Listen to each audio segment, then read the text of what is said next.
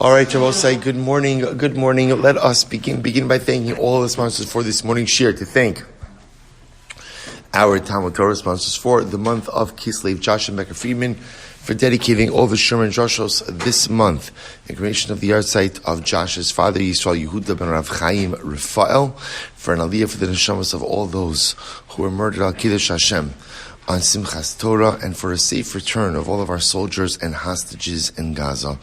To thank Sammy, Malka, Esterson for dedicating all the Shiurim and Joshos this month in memory of their parents, Hinda Bas Henech Ephraim, Yitzchak Leib ben Aaron HaKohen, and Sarah Rachel Bas Baruch Avram. And to thank the Pepper family for dedicating all the Shiurim and Joshos this month in memory of our brother and uncle, Yosef Pepper, Yosef David ben Yaakov, Zichron Livrach, we hope that on the merit of our TALMUD TORAH, all of the Neshama have an aliyah, their families a Neshama, and all of those who need a refuah, Hashem should have one together with Kol Yisroel. And of course, as a shir, we dedicate Maseches Bava Kamma in memory of the Eliyahu Nishmas, Master Sergeant Eliyahu Michal Harush, who died al Kiddush Hashem in Sderot. We hope that in the merit of our TALMUD TORAH, his Neshama will have an aliyah and his family a Neshama. We'll say with that, let us begin. We have an incredible daf ahead of us today. Today's daf is Tes Vav 15. And we are picking up in Yisroel Hashem. We are picking up in Yisroel Hashem on Yudal Beis 14b, and we left off yesterday Bifnei Bezdin, 2, 4, 6, 8, 9 lines up from the bottom. So remember again, so we're talking about over here, the Mishnah pointed out that Halacha L'Maisa, this was the strange and ambiguous Mishnah that we read on the top of 14b of Yud Daled Amud Beis yesterday, and we're kind of going through it phrase by phrase in order to be able to fully understand what it is that the Mishnah is trying to convey. So the Mishnah said that the adjudication of damage cases can only be done bifnei Bezdin, in the presence of Bezdin. So the Gemara says, Prat, L'mocher Nechasav, V'yachar Kach Holich LeBezdin. This comes to include the following case. Well, say, imagine for a moment, Ruvain damages Shimon, and then before they go to Bezdin, Ruvain sells off his property. Right? So now Ruvain shows up to Bezdin, he doesn't have property. If he doesn't have the property, then halacha l'maisa, the Bezdin has nothing to adjudicate. So Gemara says, really? Is that true? Shmami na, lava u'machar nechasav, v'achar kach ba leBezdin, in Bezdin govin lo mehen. So let me get this straight. So let's say Ruvain borrows $10,000 from Shimon. Right? That means his property is encumbered. Imagine for a moment that before coming to Bezdin for repayment, so Ruvain sells off all of his property. So now Bezdin doesn't have any recourse because Ruvain sold off all of his property. That's not true. In other words, once a person has a responsibility for damages done, ultimately, again, there's an encumbrance. Once there's an encumbrance, that devolves upon everything, even upon property that is subsequently sold. Gemara says, you're right. So rather, again, what does it mean? Ela bifnei Bezdin or bifnei Bezdin? Ela prat leBezdin hedyotos. So Rabbi said, this is actually very interesting. Rather, the Mishnah come to teach us, so we'll say as follows. In order to go ahead and collect damages, only a Bezdin with smicha has the ability to collect damages. Look at Rashi for just a moment. 3 lines up from the bottom in Rashi. Ella, lahachi asam hasnisin, the Bezdin mumchin, done in dine knasus, fellow Bezdin hedyotos. I will say, this is kind of entering a little bit into a subsequent sugya that we're going to have.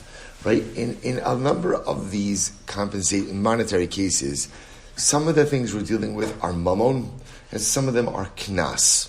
Right? Some of them, again, are monetary payments, some of them are penalty payments. Now, interestingly enough, what we're going to see is as follows.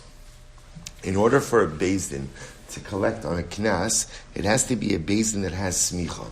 Smicha represents an unbroken chain, right, of, we'll call it ordination, Rebbe to Talmud, already beginning with Moshe Rabbeinu and continuing all the way through.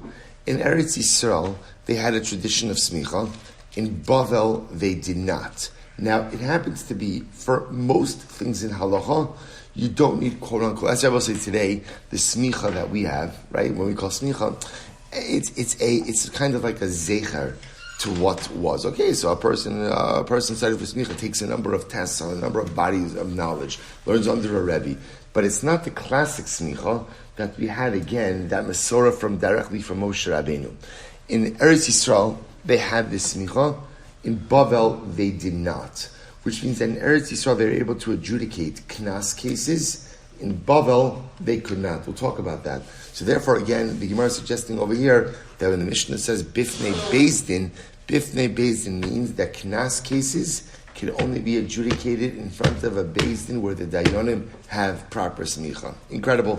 Al pi edim, right? Based on witnesses. What does this come to include? So prat lemoda b'knas bi'achar kach bo edim shu pater. So I said this is fascinating. So therefore, again, normally, how do you establish liability? So I said liability can be established in two ways. Number one, either through personal admission, or number two, through testimony. So the Gemara says something very interesting, that this comes to exclude a case of, let's say, a person is mod b'knas. Let's say a person goes in and admits they owe a penalty payment. So generally, what's the halacha? Mod b'knas, pater. If you admit that you owe a penalty payment, generally, again, you exempt yourself from liability. Now, what happens in the following case? Imagine for a moment, Reuven admits that he owns a penalty payment. So what's a good example of a penalty payment? I steal a sheep, and I go ahead and I slaughter it and I sell it. So what does the Torah say? I'm liable now to four times payment. 4 times payment, that's a penalty. That's a patch. That's a penalty. So let's say now I steal the sheep, I slaughter it, I sell it, I come to Beis Din, I admit it. So that's going to be the halacha. I am exempt on the penalty. I have to pay the principal, but I'm exempt on the penalty. Let's say right after I show up in Beis Din and admit that I did what I did, what happens? Who rolls in? Witnesses. Witnesses roll in. So what's the halacha in that case? So the Gemara says, prat lemoda b'knas v'achar kach bo edim shu pater. The Mishnah is going to teach Rabbi say that halacha l'maisa, the concept of once you admit to knas your pater applies even if witnesses subsequently come in. Rabbi say, now just to be clear, if witnesses come first, right, and say that I stole and slaughtered and sold the sheep, then it's, oh yeah, you know what? They just shot me. I did do that. It's been a busy day. I forgot about that particular episode. Now I admit it, that I do it. Obviously, that doesn't work, right? But in the case, ultimately, again, where I admit first and then witnesses come afterwards, the Mishnah is teaching me I am still pater because my admission came first, even though witnesses come afterwards. So Gemara says, 1 second, this is machlokes. So that works fine according to the opinion that says that if you admit a knas and subsequently Eidim come, that you are pater. El man da'amar mode b'knas v'achar kach bo Eidim chayiv. But I will say, but according to the opinion that says that when you admit a knas and afterwards witnesses come, that the arrival of the witnesses establishes liability. So then what is the Mishnah coming to teach me? To which the Gemara says, you're right, seifa itzrichle. The truth is, I need the seifa. What does the seifa come to teach? It was at top of Tesvav, 15a. The seifa, the end of the Mishnah is coming to teach you an important halacha.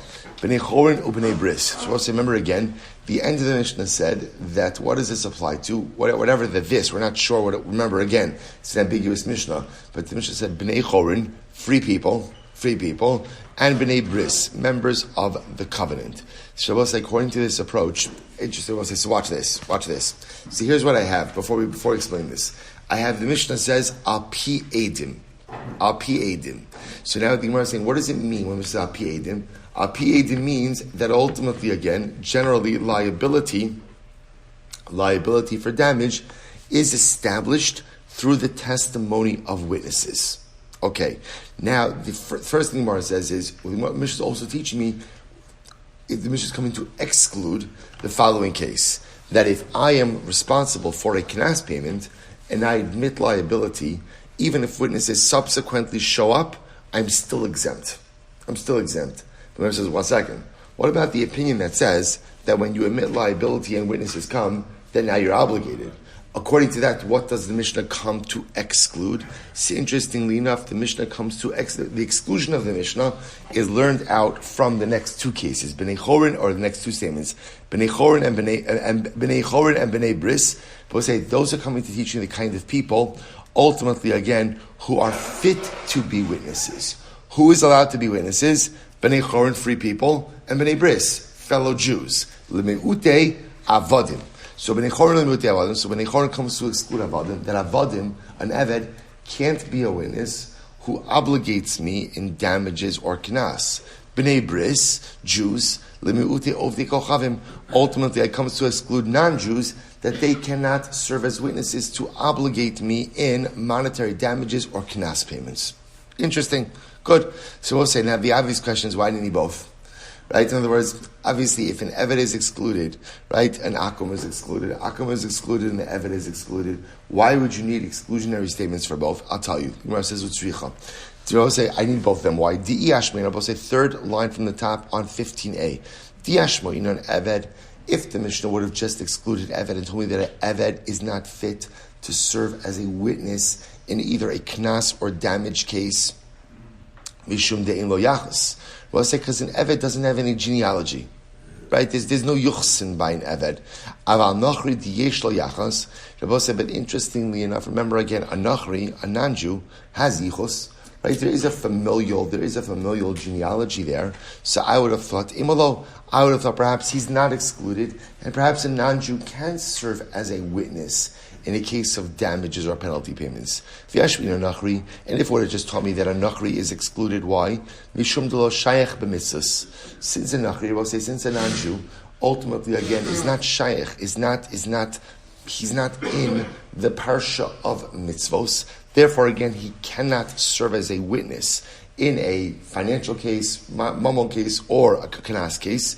Aval eved shayach b'mitzvos imolo. But remember again, we'll say an eved who is shayach b'mitzvos. We'll say, remember again, an eved kanani is shayach, does have an obligation in certain mitzvos. And again, an eved kanani, we'll say, we know his interesting status. He's kind of like quasi-Jewish. He's quasi-Jewish. So I would have thought, therefore, again, perhaps he is permitted to go ahead and serve as a witness in this type of case.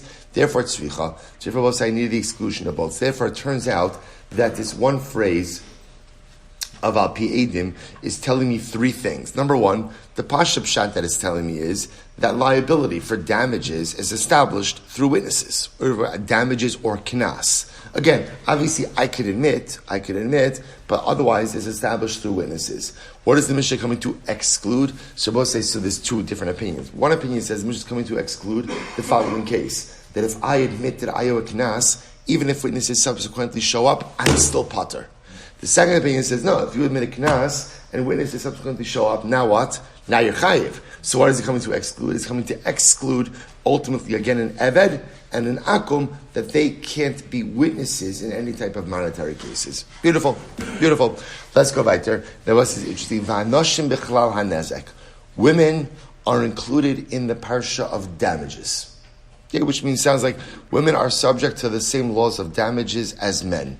So the Gemara says, how do you know that women have the same halachos of damages as men do? How do you know this? So the Gemara says, Am Yehuda, Am Rav, v'chein Tana Rabbi Shmuel, Am Kras. So we're going to see now, we have a couple of different opinions. Pasuk says, Ish o Isha kiyasu ma'al.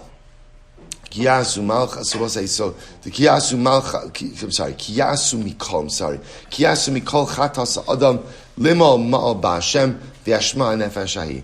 So we'll say, so you see over here, so the Torah itself links ultimately again a man and a woman. If a man or a woman, ultimately kiyasu mikol chatos. So you see over here that if a man or a woman commit any transgression, this happens to be again regarding liability, custodial liability, right? But you see over here that a man and woman are linked in terms of liability. Therefore, just as a man is liable for damages, so too a woman is liable for damages. Hishva kosav ish li isha l'chol onshin shabatorah. The Torah goes ahead and links a man and a woman for all punishments, for all liability in the Torah.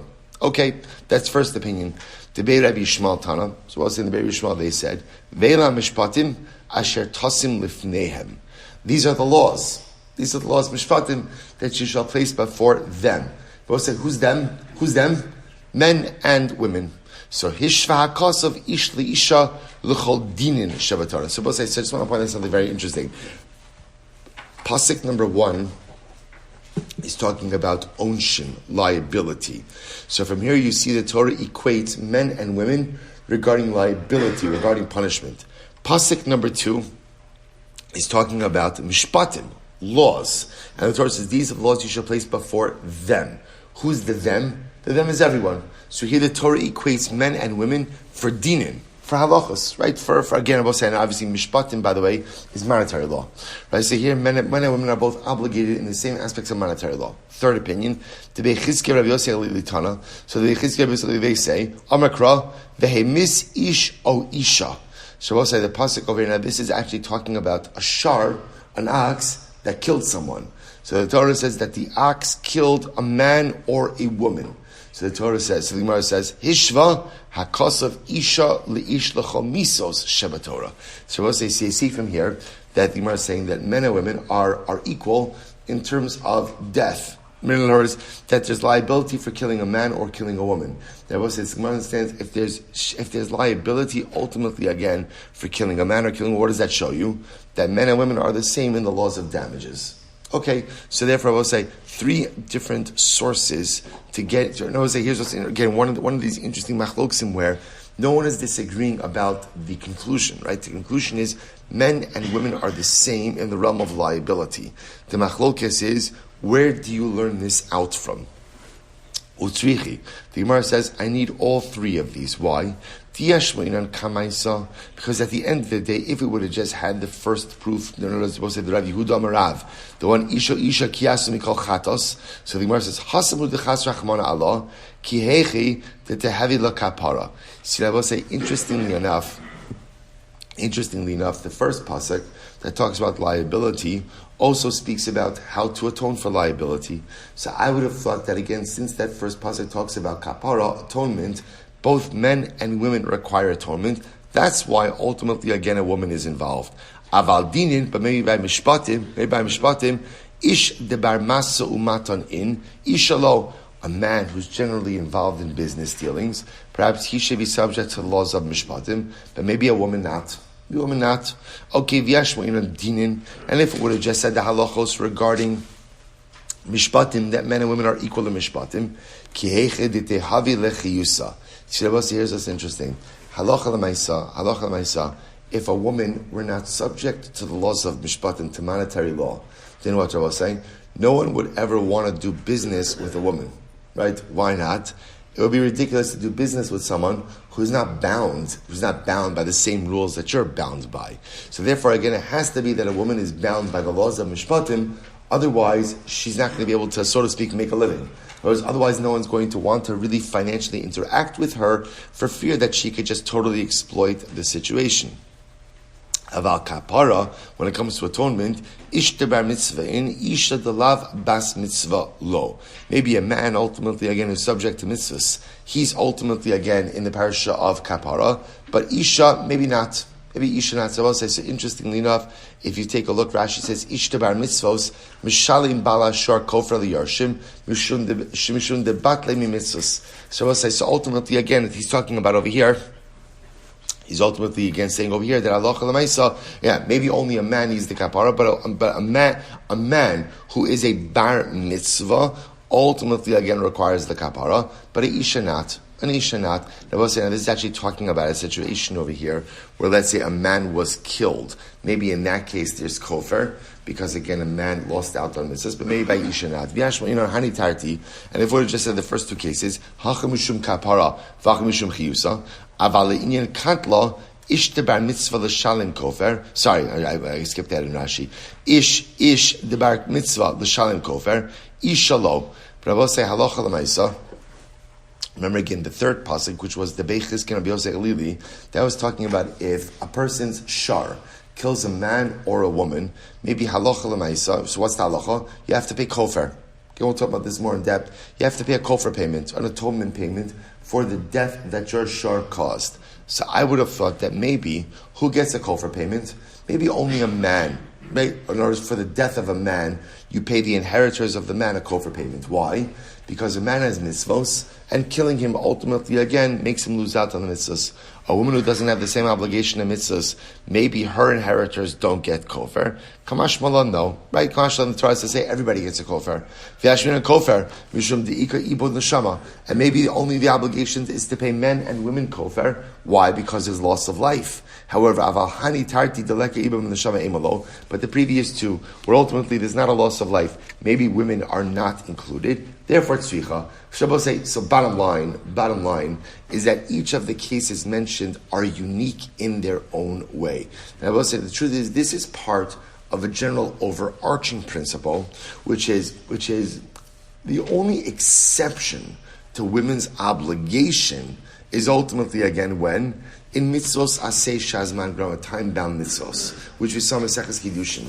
But in general, in everything else, namely again prohibitions, averos, liability, right? Ultimately, again, men and women are going to be the same. It's just interesting. So therefore, halacha l'maisa, the Mishnah says, "V'anoshim bichlal nezek," to teaching that when it comes to the laws of damages, women are the same as men. Same liability, same responsibility, both if they are the damager, as well as if they are the damaged party. So again, just three different sources for this particular halacha. Quite interesting. Samar goes weiter. We'll say, so now we come to a great sugya. Get ready for this. Hanizak v'amazik b'tashlumin. So we'll say, so now this is an interesting phrase over here. So literally translated it means, Hanizak, the damaged party, v'hamazik, and the damager are both involved in payment. Now, what does that mean? What does that mean? Now, interestingly enough, Rashi points out there, "B'tashlumin mashma d'shnein mafsidi mama b'tashlumin shezem b'shali mechza v'zem mafsid mechza." So, now watch this. Rashi understands from the beginning that this phrase, where do you ever have a case where both the damager and the damaged party are both involved in payment? Where do you ever have a case like that? Chatzi nezek. Where do you have chatzi nezek? When is chatzi nezek paid? Half damages? Tam, by where? Karen. Right? Remember, again, said there's only one case besides Svaros, which we only mentioned, we haven't gotten into yet. Remember, again, say the unique part of every other type of damage, Shane, Regel, Bar, Aish, right? Every other category of damage is Muad Mitchilaso. Muad Mitchilaso. The only case, right? The only case we have this distinction between a Tam, right, and a muad is in Karen, which is again damage caused through aggressive behavior of the animal. And the unique halacha of Karen Tam, or Meshuna Karen, as we saw in yesterday's daf, right? Karen Tam is you pay Chatzi Nezek. Now, I'll say, what's interesting about Chatzi Nezek? Chatzi Nezek is everyone loses, right? Why does everyone lose, right? So the damager still has to pay 50%, and the damaged party gets 50%, but also potentially loses 50%. So the Gemara says, so Rashi understands over here, Hanizak v'hamazik b'tashlumin. There is a case in halacha, there's a case of damages where both ultimately the damaged party and the damager are both involved in payment. That's the case of Chatzi Nezek by Karen Tam. The damager pays something, quote unquote, loses something. The damaged party receives something, but also loses something. So we'll say, so now get ready for this. Itmar, get ready. Get ready. Itmar, Palganiska. Shabbos say, let's talk a little bit about Chatzi Nezek. Right? Chatzi Nezek. Half damages for Karen Tam. Rav Papa Amar Mamona. Rav Papa says it's Mamon. It's, excuse me. Rav Papa says it's Mamon. Rav Huna Rav Yeshua Amar Knasa. Ooh.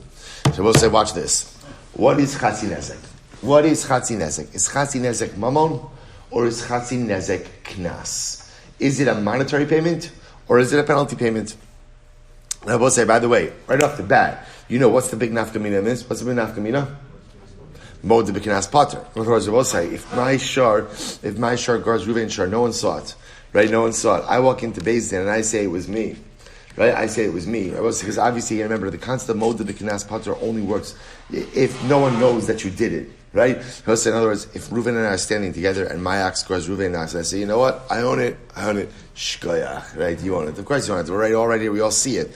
Mod v'knas means no one else knows that I did it, but I come and I admit it, then I'm potter. So we'll say, so again, if you hold that Chatzi Nezek ultimately is a knas, that means if you admit liability, you're exempt. Right? Mamon, even if you admit liability, you're still going to be liable. So we'll say, so fundamental machlokes. So let's analyze. Here we go. Rav Papa Mamona. So Rav Papa says that Chatzi Nezek is Mamon. He says, listen to this. Kasavar stam shvarim lav becheskas shimur kaimen. But see, in reality, you can't really guard a shar. right? Stam shvar, in other words, stam shvar is not properly guarded. Not that we're saying that the owner is not guarding it. It's that it's really impossible to fully guard your ox against doing damage.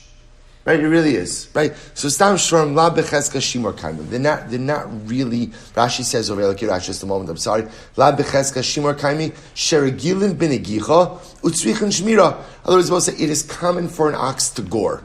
This is interesting. So we're going to see this is actually a machlokes in animal psychology or animal behavior. Right, so let's listen to this. So Rav Papa says it is normal for an ox to gore. Okay, and therefore ubedinu. But say in reality, Papa says you should have to pay full damages even the first time your ox scores. Why?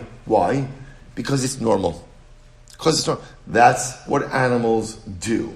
Animals damage.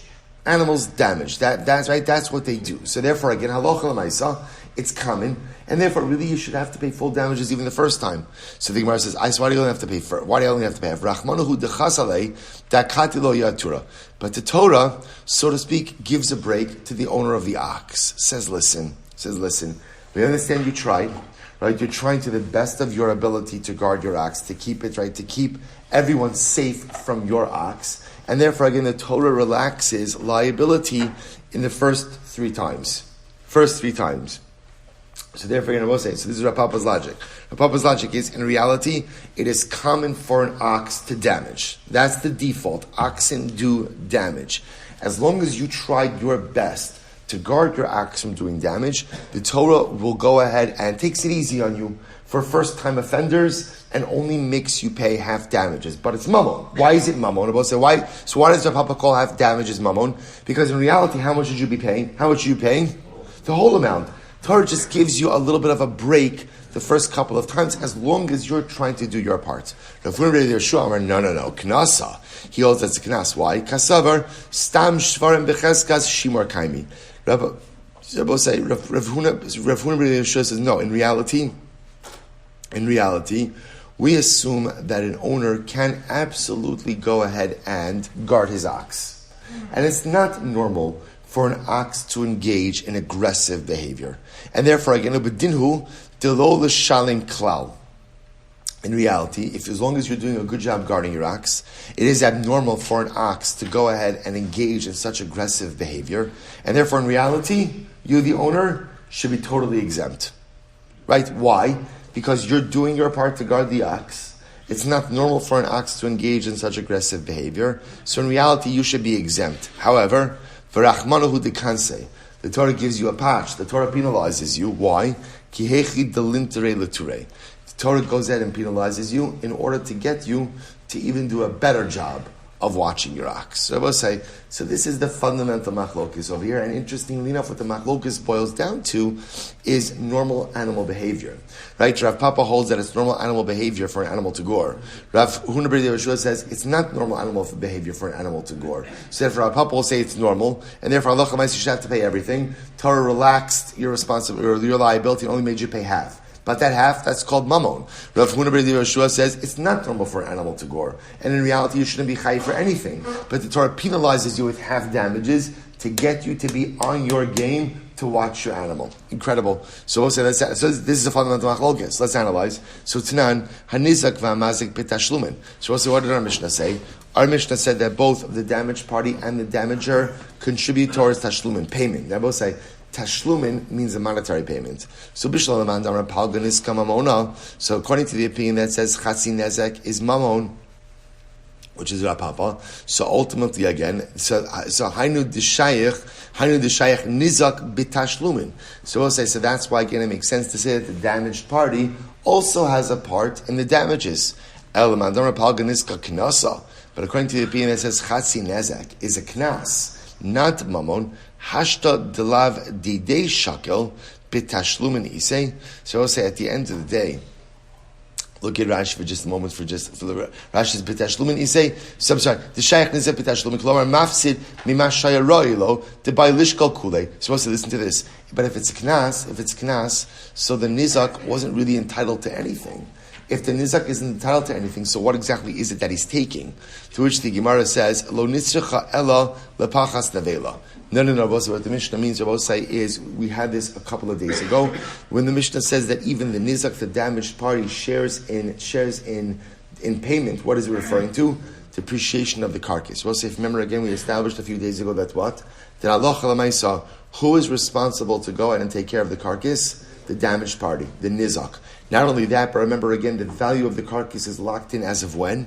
As of the moment that it is killed. We evaluate it, we appraise it, and it's locked in. And therefore, any subsequent depreciation is borne by the damaged party. So according to the opinion that says that Chatzi Nezek is Knas, when we say that, which means that in reality, the damager shouldn't have to pay anything. So what does it mean that the damaged party is included in the payment? What it means is the damaged party bears cost also. How?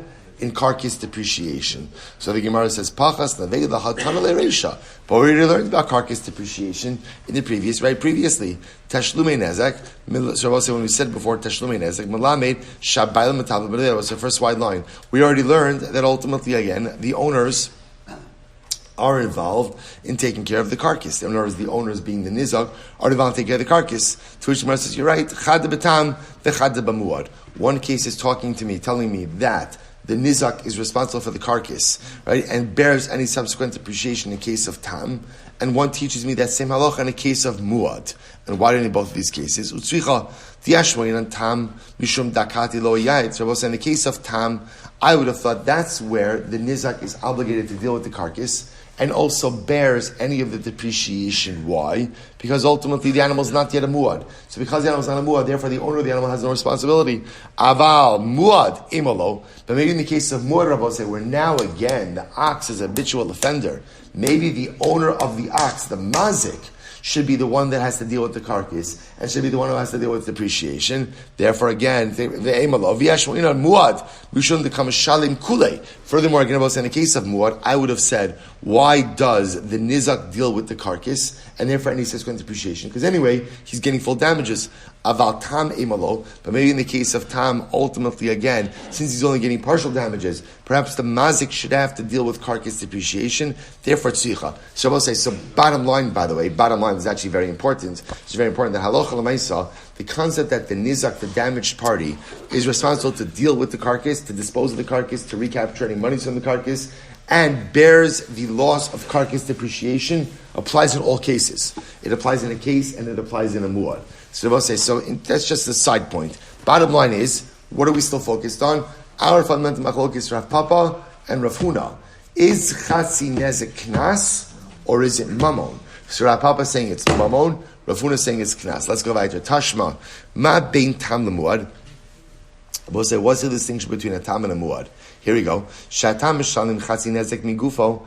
A tam pays half damages from the value of the actual damaging animal. Umuad mishalim nezek shalim min aliyah, and muad ultimately pays complete damages. I will say from what? Min aliyah. What does min aliyah mean? Min aliyah means from the best property. It's back to our first Mishnah in Bava Kamma. Vim isa. Now if it's true that chatzi nezek is a knas, then you should say vim isa lisni nami hatam enu mishalim al piatzmo.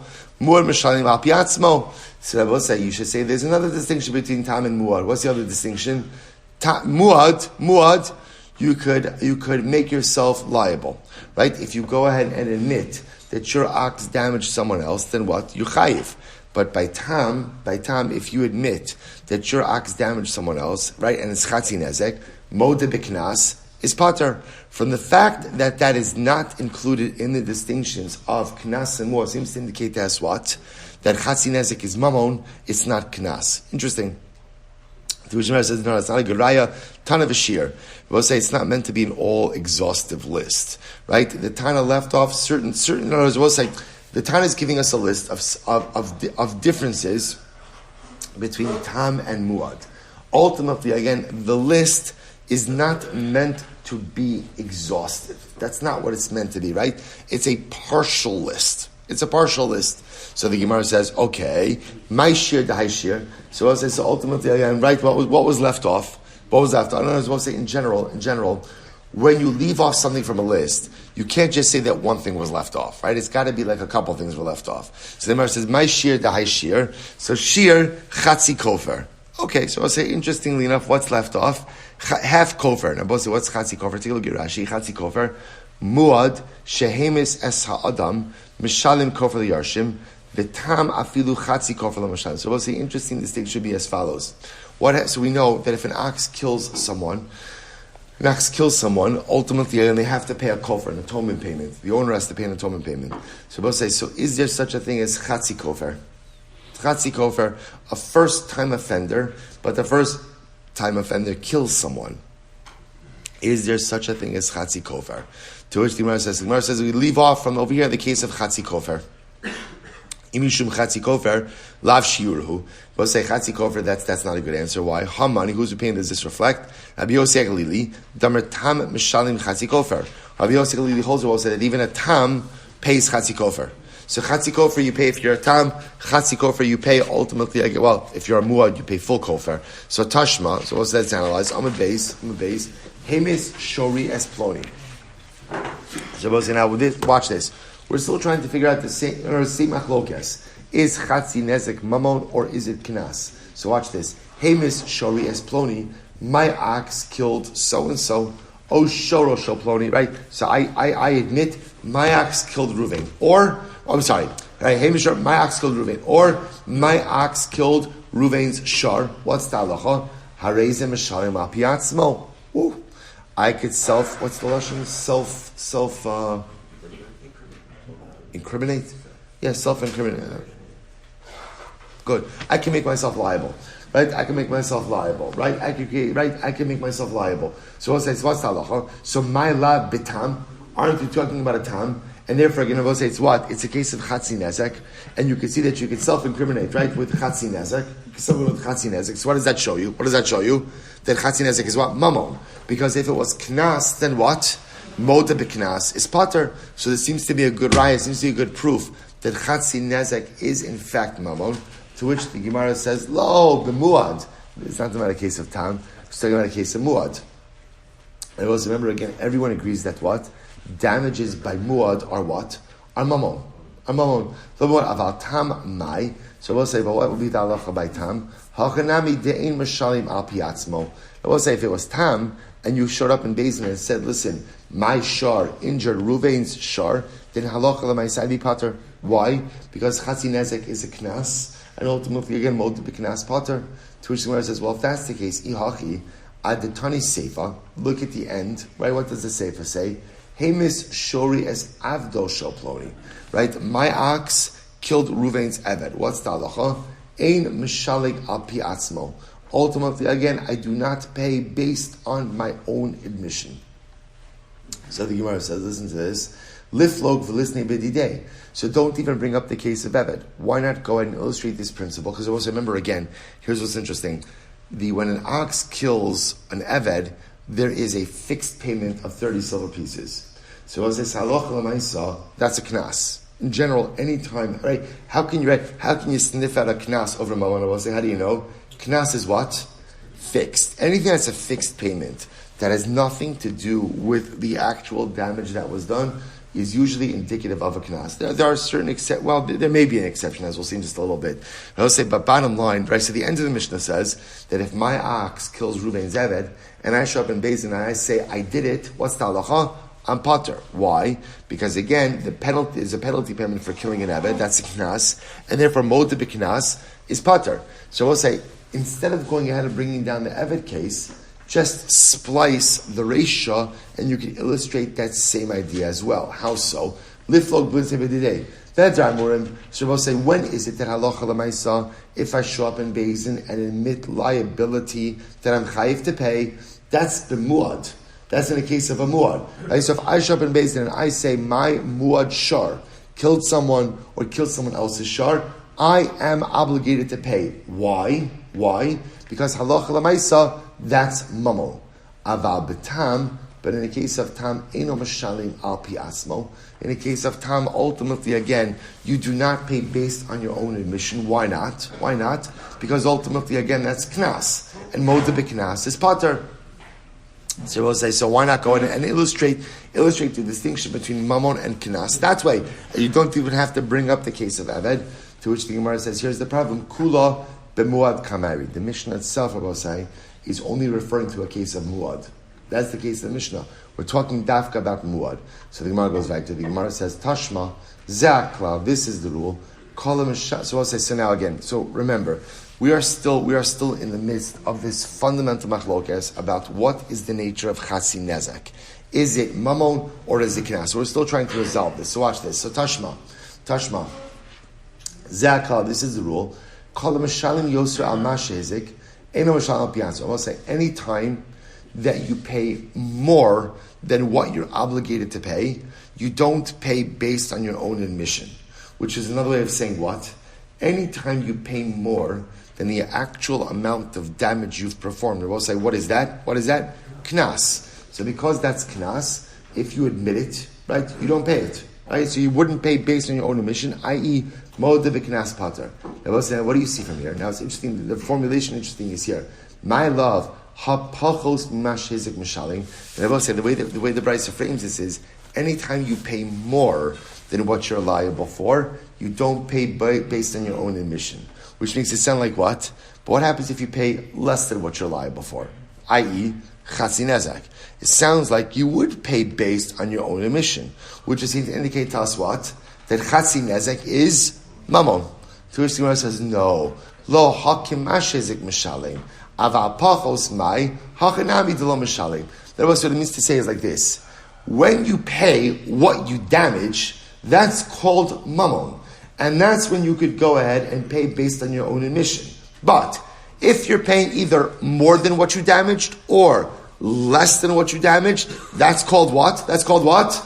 That's called knas. And you won't pay based on your own admission. Ihachi, if that's the case, the Gemara says, Adetani zaklal, called hamishalim yeser al mashe ezik ena mishalim al pi asmo. If that's the case, then instead of saying, anytime you pay more than what you're obligated, than what the damage is, you don't pay based on your own admission, listen, zaklal, say this is the principle. Kol she'eno mishalim ki mashe ezik. Just say, anytime you don't pay the amount of damages, right? Which means, anytime you're not paying exactly what you damaged, ultimately, you know, we'll say, then what? That's knas. That's knas. The mashma pachos umashma yosef. You can infer from that, we'll say, that includes the case of whether you're paying more than what you damaged or less than what you damaged. It's not going to be liability. And that would tell me, Twitch Gemara says, tiyufta. You're right. We'll say that's a good kasha. In other words, the formulation is strange. The fact that the Brisa says, any time that you pay more than what you damaged, that's a knas, seems to indicate to us that if you're paying less than what you damaged, that's still called mammon, which would seem to indicate that chatzi nezek is mammon and not knas. So therefore, again, Rabbi say we refute that proof. Ve'ilchasa, Rabbi say what's the halacha? Palga niska knasa. Rabbi say the halacha is chatzi nezek is a knas. Chatzi nezek is a knas. So Rabbi say, so ultimately again, chatzi nezek is a knas. So the Gemara says tiyufta ve'ilchasa. Rabbi say, so how does that make sense? Ultimately, again, I will say, you refuted the halacha, and now ultimately, again, the halacha is that way. I will say, we just quoted the Brisa, right? And we refuted the Brisa. The Brisa doesn't seem to indicate that chatzi nezek is knas. Right after you refute the Brisa, then you say the halacha is chatzi nezek is knas. How does that make sense? To which the Gemara says, in taima mai havit yufta. Ultimately, I will say, why is it a refutation? Mishum delo katani shkimo shezek. Because I will say, ultimately, again, because the Brisa should have read that ultimately, again, when is it mammon? It's mammon when you're obligated to pay in accordance with what you damaged. To which the Gemara says, lo psikale, kevan de'ika chatzi nezek tzroros. We'll say, I'll tell you why you couldn't say it. Because there is an outlier case. What's the outlier case? Half damages of tzroros. So we'll say, we've mentioned tzroros in a couple of different situations. Where I will say, where halacha l'mais like this. What's chatzi nezek of tzroros? We're going to see chatzi nezek of tzroros is where the animal goes ahead. The animal goes ahead and kicks up pebbles and damages as a result of what it kicks up. So we're going to see you pay half damages for tzroros. That's halacha l'moshe misinai. But Rabbi say it's mammon. that is a mammon case. That is a mammon case. So Rabbi says, so because that is a mammon case, ultimately, again, so that's an exception. So you do have, just want to point out, you do have a situation where you are not paying what you are damaging, what you have damaged, but it is still mammon. So because of that, there is a case where you pay less than what you damaged, but it's still mammon. So because of that, the Brisa couldn't phrase it as saying, anytime you pay more than what you damaged, or anytime you pay less than what you damaged, that's called knas, because that's not true. There is an exception to the rule. And therefore, there is halacha Moshe Misinai that tzroros, chatzi nezek of tzroros, is a case of mamon. Therefore, ultimately, it can't be included. But I will say, I do want to point out, interestingly enough, it would appear based on this that halacha l'maisa, that knas, that chatzi nezek is considered to be a knas. And I will say that based on this, v'hasha da'amrit palga niska knasa, that we've established that chatzi nezek is a knas. Watch this. Hai kalba da'achla imri. If you have a dog which consumed the sheep, the shunra da'achla tanagola, or ultimately again a cat which consumed the chicken, meshunahi, this is considered to be an abnormal case of damages, velo magbinan bebavel. And I will say, and therefore again, it would be half damages, because this would be keren tam, half damages, which is a knas, and because it's a knas, ultimately again, we would not go ahead and collect it in bavel. We wouldn't collect it in Bavel, because we'll say in Bavel, you cannot collect knas. You cannot collect knas. V'hani mili beravravi. Rabbi said, but that's only assuming that what? We're talking about, again, a dog which ate a large sheep. Dog that ate a large sheep, or a cat that ate a large chicken. Because we'll say that's abnormal. Aval bezutri archehu. Rabbi say, but a dog eating a small sheep, or a cat eating a small chicken, that's normal. V'tafis, l'mafkinan minei. So Rabbi say, halacha l'maisa. So therefore, Rabbi say, interesting enough. So again, we've established now that chatzi nezek is going to be knas. Chatzi nezek will be knas, right? That's number one. And therefore, again, Rabbi say knas, as we mentioned in the beginning of the daf, can only be collected in a beis din of dayanim who have smicha. Where do they have smicha? In Eretz Yisrael, not in Bavel. So in Bavel, they cannot adjudicate chatzi nezek cases because they're knas cases. However, even though in Bavel they can't adjudicate it, halacha l'maisa, if the damaged party seized property, halacha l'maisa, we wouldn't go ahead and extract it from him. Amar kavoli zinda dazdun la'aradi Yisrael kavinale. And if the damaged party says, okay, establish for me a time. I want a court date in Eretz Yisrael. We'll give him a court date in Eretz Yisrael. V'ilo, and if he doesn't, right, and if the damaged party, if the damager doesn't go to Eretz Yisrael on the established court date, mishamtinale, we go and we excommunicate him. Ubenkach, mishamtinale ad mesalik ezekin. Now, listen to this. Totally side thing. Halacha l'maisa. If we'll say a person has an animal that does damage, right? Let's say a person is obligated to go ahead and remove that damage. You are not allowed to maintain a damaging force. So the Gemara says, so therefore, again, halacha l'maisa, we can't adjudicate chatzi nezek cases in Bavel because that's a knas, and in Bavel we can't adjudicate knas cases. But if the damaged party says, I want a court date in Eretz Yisrael, we give him a court date in Eretz Yisrael, we make the damager go up to Eretz Yisrael. If the damager doesn't go up to Eretz Yisrael, ultimately, again, he's excommunicated. But in the interim, the damager is obligated to make sure that his animal, it can't do any more damage. Rabbi said, listen to this. Omer. Minayin shelo yigadol adam kelev rabisoch beso. It's not my words. Rabbi say.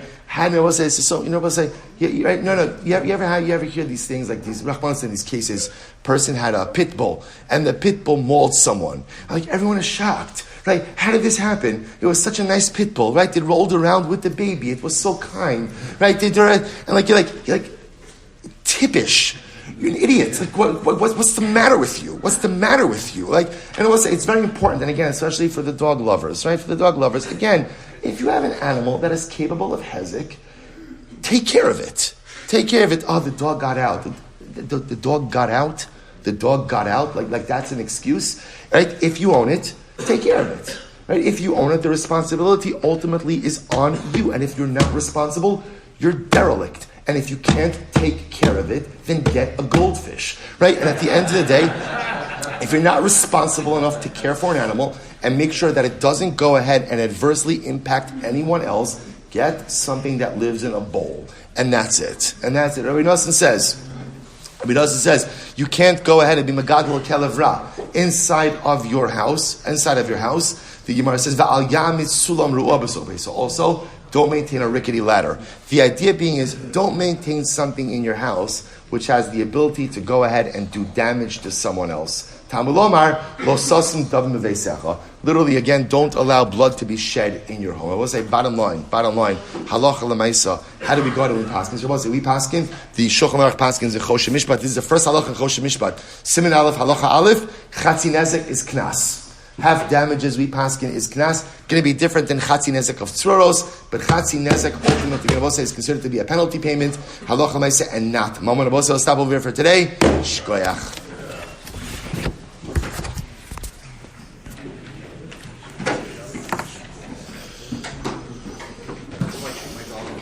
I'm sorry, keep your dog in a fish. Whatever you need to do.